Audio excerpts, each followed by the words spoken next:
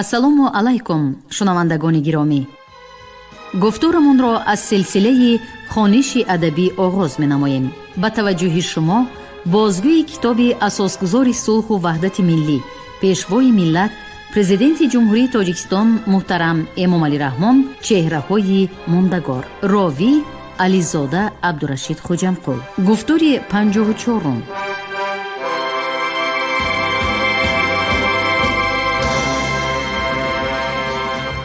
باباجان غفورов.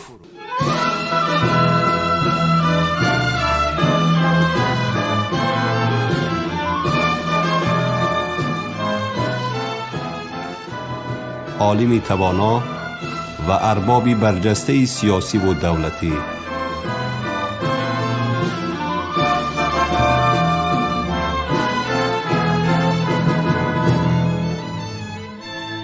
فرزند فرزانه ملت،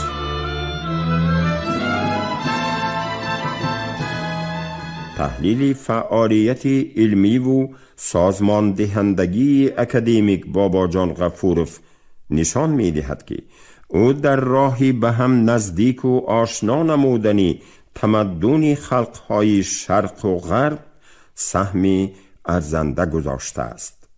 او سالهای 1957 1966 در کار تهیه و عملی نمودنی حجتهای مهم یونسکو همچون رئیس کمیته شوروی شرق و غرب فعالانه شرکت ورزیده. در موضوع آموزش تمدن آسیای مرکزی لایحه مهمی را به این تشکیلات با نفوذ پیشنهاد کرد. و من بعد همچون پرزیدنت اسوسیاسیون بین المللی آید به آموزش تمدن آسیای مرکزی در قبول و تطبیق این لایحه سهمی بزرگ گذاشت.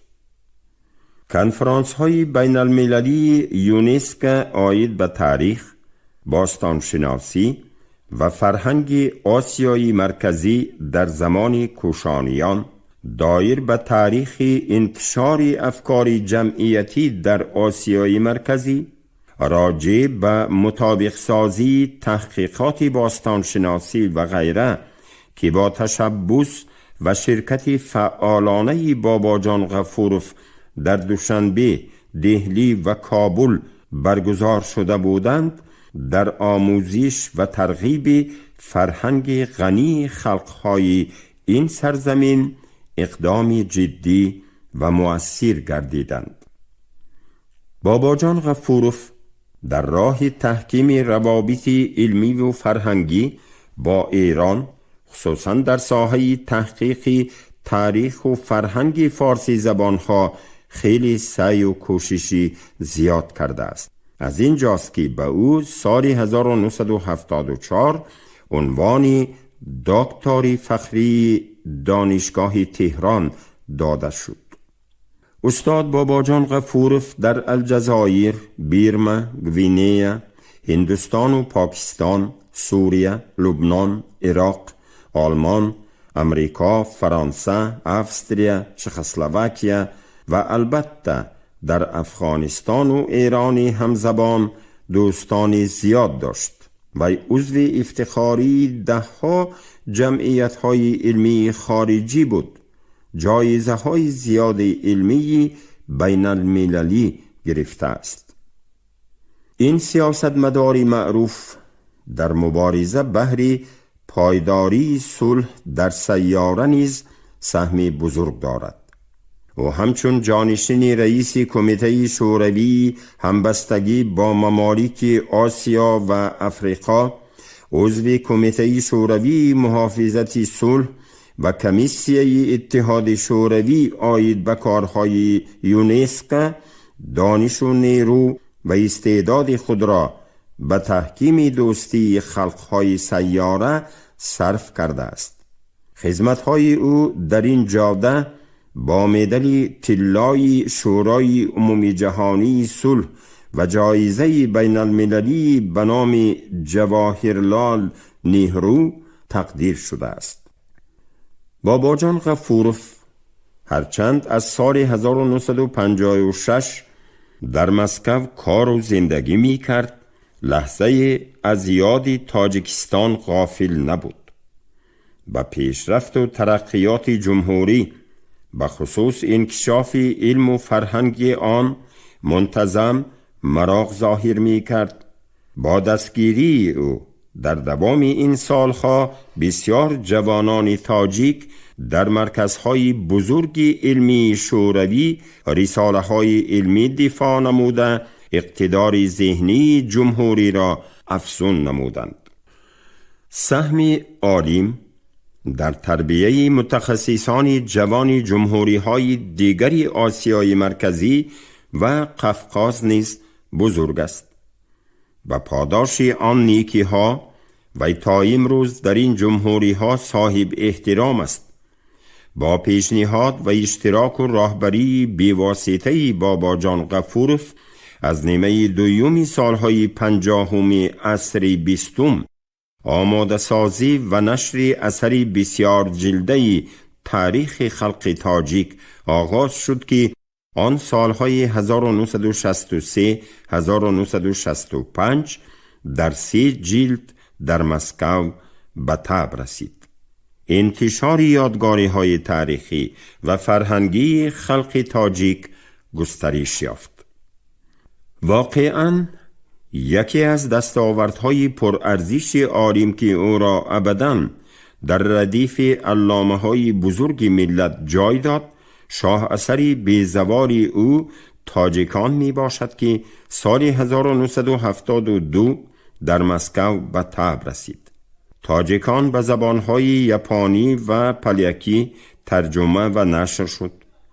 همچنین در افغانستان و ایران به طبع رسید.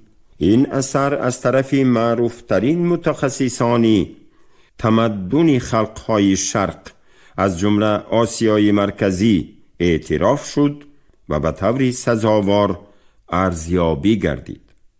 کتاب تاجیکان برای بالاروی خودشناسی و خودآگاهی ملی خلق ما در حقیقت تکانی جدی گردید.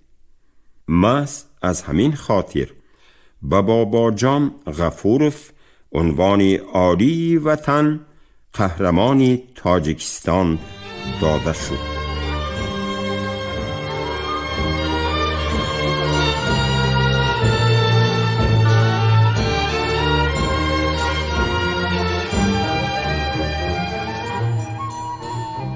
تاجیکان واقعاً شناسنامه ملت است.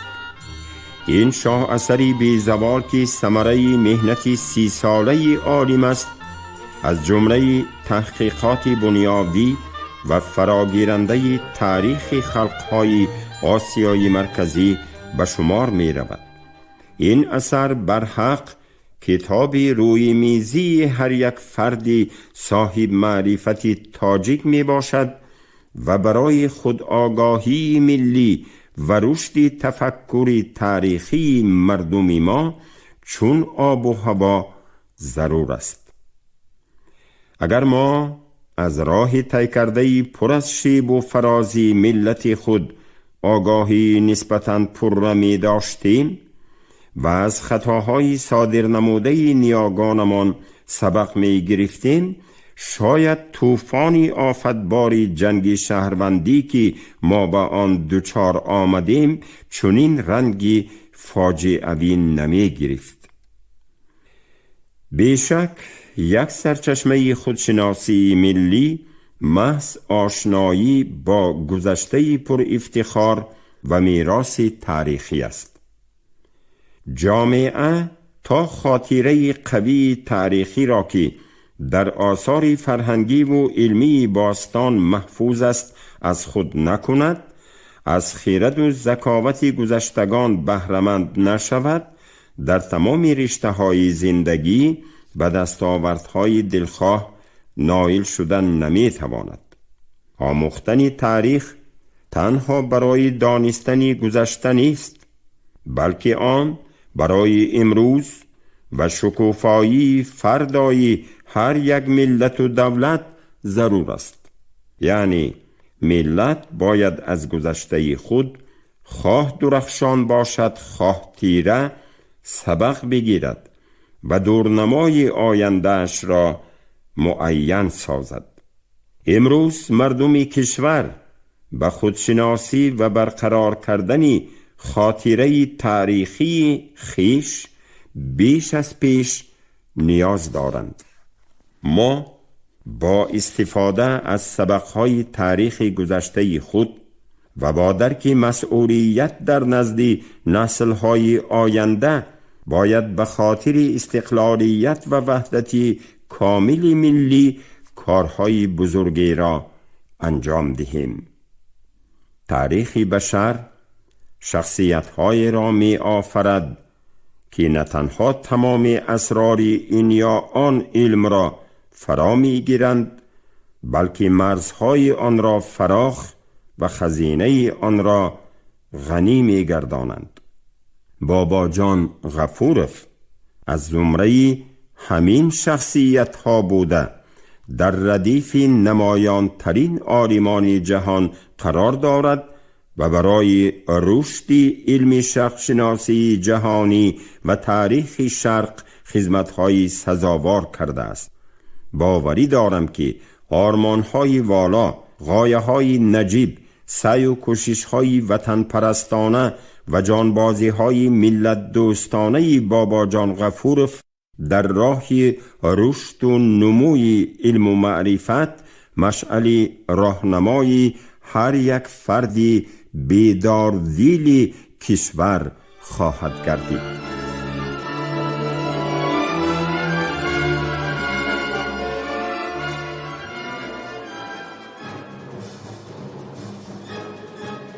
خلق تاجیک دوره دشوار، پرمشقت و پر از محرومیت جنگ شهروندی را پسی سر نموده امروز به صلح و صلاح و وحدت و همدیگر بخشی رسید.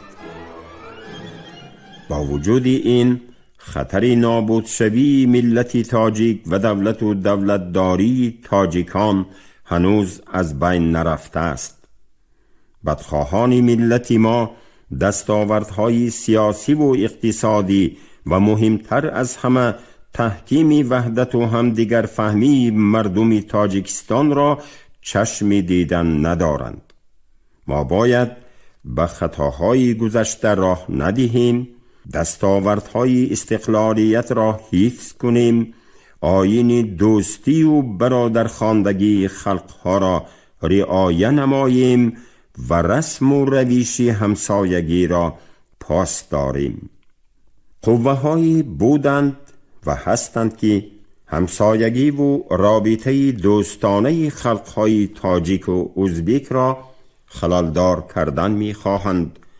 بین آنها نفاق و کینه می انگیزند و می خواهند با همین راه به مراد خود رسند، ولی آنها سخت اشتباه می کنند، زیرا دوستی خلقهای تاجیک و ازبک یک روزه و دو روزه نیست، بلکه از امتحان 100 ساله ها گذشته به همخونی و خیش و تباری تبدیل یافته است. روح پاکی بابا جان غفورف آنهایی را که صد راهی مناسبت‌های نیکی این دو خلق همسایه و هم قسمت می گردند و در حق وطن و ملت خیانت می کنند هرگیز نمی بخشد. ما امروز به مرحله نوی دولتداری خود، مرحله سازندگی و بنیادکاری قدم گذاشته ایم. به دولتی توانایی صاحب استقلال و ملت اتفاق و پیشرفته، به اقتصادیات و اجتماعیاتی ترقی کرده و احیای علم و فرهنگ، به نیروی توانای نظامی و سرحدی و حل معمای ساحه‌های علم و فرهنگ، به نیروی توانای نظامی و سرحدی و حل دیگر مشکلات موجوده جامعه، ما نمی توانیم که در جهانی پرماجرای امروزه موقعی استوار داشته باشیم. هر فردی بیدار دلی که ننگ و ناموس دارد و قسمت ملت و سرزمین اجدادی برایش عزیز است، باید در مرحله سازندگی و بنیادکاری برای پیشرفت وطن، ملت و جمهوری صاحب استقلال سهم مناسب گذارد. استقلالیت را به دست آوردن هنوز کم است. آن را حفظ نمودن، پشتیبانی کردن، همچون ارزشی والاترین دولت و دولتداری پاس داشتن و برای افزایش اقتدار و پایداری آن پیوسته تلاش ورزیدن قرض مقدسی هر یک شهروند می باشد.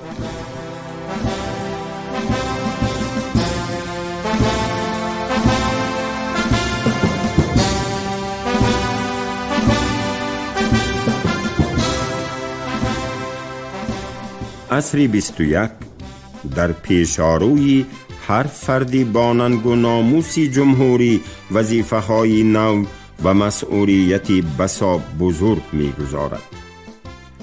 ما باید در صف دولت‌های پیشرفته عالم جای گرفته با سیمای ملی، ارزش‌های فرهنگی و دستاوردهای اقتصادی مقام ارزنده پیدا کنیم.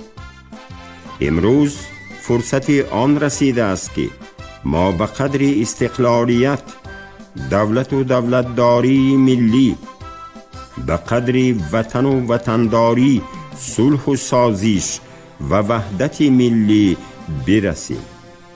زحمت حلال و سازندگی و آبادانی را پیشه خود سازیم. برای تحکیم استقلالیت سیاسی، اقتصادی و فرهنگی مملکت عقل و دانش و نیروی خود را دریغ نداریم. برنامه استراتژی دولت را در راه استقلالیت آزاد قوی و اصلاحات ساحه کشاورزی، تامین استقلالیت انرژتیکی، ساختن راه آهن و راه‌های نوی ماشینگرد، بنیاد فرودگاه‌های بین المللی، استخراج و کارکرد ثروت‌های زیر زمینی و بالا بردن اقتدار صنعتی مملکت در حیات تطبیق نماییم. افتخار از وطن، افتخار از ملت و هویت ملی، افتخار از تاریخ و فرهنگ اجدادی و نیاگان سربلندی خیش برای هر یک فردی جامعه باید معیار دائمی زندگی گردد. ایمانی کامل دارم که عقل و ذکاوت، تجربه راهبری، مهری به اندازه نسبت به وطن و ملت و میراث گرانبهای علمی بابا جان غفورف به وطن پرستانی واقعی، به نسل‌های امروز و فردای ملت و سازندگان دولت دموکراتی حقوق بنیاد و دنیوی تاجیکستان عزیزمان الهام و نیروی تازه خواهد بخشید. بگذار دوستان و دشمنان تاجیکستان دانند که ملت تاجیک از تاریخ سبقی آموزنده گرفته است و در آینده فریفته هیچ قوه بدخواهی نخواهد شد. در این راه ما را روح اسماعیل سامانی و دهها بزرگ مردان ملت، رودکی، ابن سینا، صدرالدین عینی، بابا جان غفورف و امثال آنها مددگار خواهد شد. بگذار روح بابا جان غفورف شاد باشد و ما را به وطن دوستی و خودشناسی ملی هدایت نماید.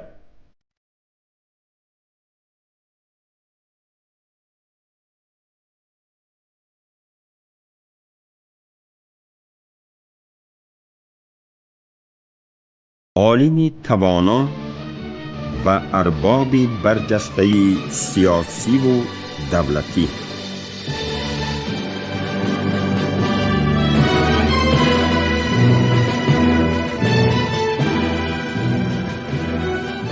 فرزندی فرزانه ملت تاجیک و خادمی برجسته سیاسی و دولتی، اکادمیک باباجان غفورف برای پیشرفت جامعه تاجیکستان، انکشاف علم و فرهنگ تاجیک و شرقشناسی جهان سهمی فراموش ناپذیر گذاشته، برای خدمت‌های بزرگ و زحمت و تلاش‌های صادقانه‌اش در راه شناخت اصالت ملی خلق تاجیک و معرفی ارزنده تاجیکان در عرصه جهان به عنوان عالی قهرمان تاجیکستان سزاوار گردیده است.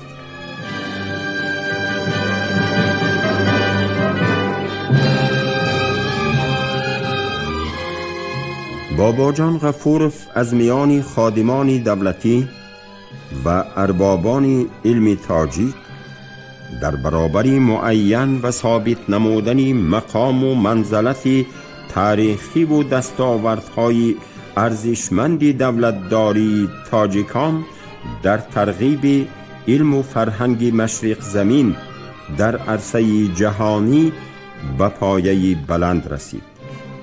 او تمام حیات خود را صرف تحقیق و آموزش تاریخ دولتداری ملت کهن بنیاد تاجیک نموده، در طول فعالیت پربرکت خیش نه فقط تاریخ کامل تاجیکان را به وجود آورد، بلکه در تحقیق تاریخ بسیار خلقهای مشرق زمین نیز سهمی ارزنده گذاشت. فعالیت علمی باباجان غفورف که از آموزش تاریخ و فرهنگ ملت تاجیک آغاز شده است، تدریجاً خیلی گسترده و فراخ گردیده مسائل مختلف تاریخ قوم و ملت‌های مشرق زمین، زندگی و آثار متفکران بزرگ شرق، رشد علم شرق شناسی و امثال اینها را فرا می‌گیرد. باباجان غفورف همچون خادمی دوراندیش دولتی، سیاستمداری برجسته و عالمی توانا به شرافت دانش و خرد فوق العاده، مهارت بلند تشکیلاتچگی خود در تشکل حیات نو و پیشرفت ساحه‌های گوناگون اقتصادیات و اجتماعیات تاجیکستان خدمت بی سابقه کرده است. باباجان غفورف در دوره پر از تضاد و مبارزه های شدید سیاسی و علمی، یعنی در سالهای مرکب و تقدیرساز 30 عصر گذشته که هزاران زیاییان و روشنفکران تعقیب و بدرقه گردیده، هزارها نفر دیگر ترک وطن کرده بودند، با جسارت سیاسی و علمی در پهلوی استاد صدرالدین عینی ایستاده برای حفظ نام نیک ملت تاجیک از تحریف بدقصدانه حمایه کردن تاریخ و فرهنگ پرغناوت آن، قرض فرزندی خود را در نزد خلق و وطن عزیزش سربلندانه ادا نمود. او در مقام راهبری اولی حزب تاجیکستان نه تنها برای رشد و آبادی همه جانبه آن هدفمندانه کوشش و تلاش نمود، بلکه تاریخ مختصر خلق تاجیک و شاه اثری تاریخی تاجیکان را تعریف نموده، با همین اقدام خود مکتب علمی و سنت تاریخ نگاری معاصر تاجیک را بنیاد گذاشت. اکادمیک غفورف با آوردن صدها دلیل و برهان قاطع و در اساس هزارها سرچشمه و منبع‌های اصیل ثابت نمود که ملت فرهنگ ساز و تمدن آفری تاجیک به تحریف آگاهانه تاریخ یا به عباره دیگر تاریخ سازی و بزرگ تراشی عموماً نیاز ندارد، زیرا این ملت صاحب تاریخی طولانی و فرهنگ و ادبیات پرغناوت می باشد که حتی با شناخت و آشنایی مختصر نقش آن را در تمدن جهانی احساس کردن ممکن است. کارنامه بی‌زوال و تلاش و مبارزه های دلیرانه فرزندان باننگ و ناموس خلق ما سپیتمین، ابو مسلم خراسانی، مقنع، سنبادی موغ، دیوشتیچ، اسماعیل سامانی، طاهر ابن حسین، یعقوب لیث، تیمور ملیک، محمود تارابی و صدها و هزاران شخصیت‌های فداکار خود دلیل بی‌بحثی روحی مبارز، آزادی خواهی و میهن پرستی، صلابت و جوانمردی، حسن تدبیر و زیرکی و آرمان‌های همیشه زنده استقلال خواهی می باشند که در کتاب زرین تاریخ تاجیکان همچون درس عبرت برای نسل‌های امروز و آینده ثبت شدند.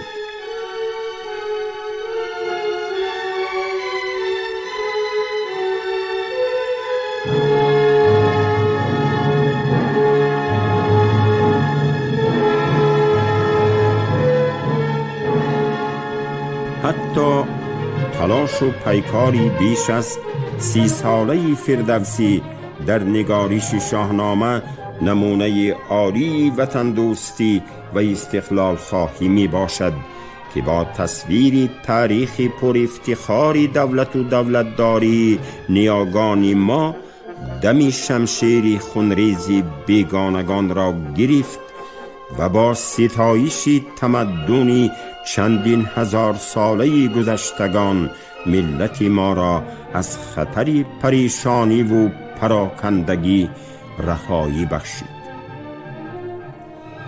اگر ابوالقاسم فردوسی گذشته های پر افتخاری وطنش را در شاهنامه بیزوال خود پیش نظری نسل‌های نوبنوی انسان‌ها به جلوه آورده باشد، عین همین کار را استاد باباجان غفورف در کتاب بیزوال خود تاجیکان با سندهای علمی انجام داده است.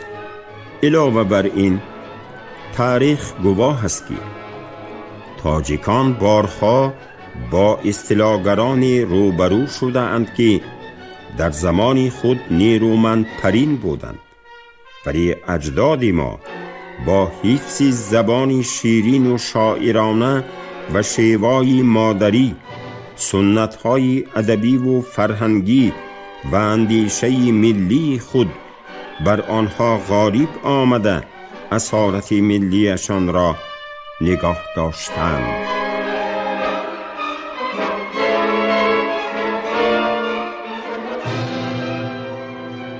شما گفتار 54 رو از روی کتاب اساسگذار صلح و وحدت ملی، پیشوای ملت، پرزیدنت جمهوری تاجیکستان محترم امامعلی رحمان چهره‌های ماندگار در قرائت راوی علیزاده عبدالرشید خوجمپور شنیدید. کارگردان شیرعلی نغزلی، منظم آواز کریم طالبوف. پایان گفتار از سلسله خوانشی ادبی.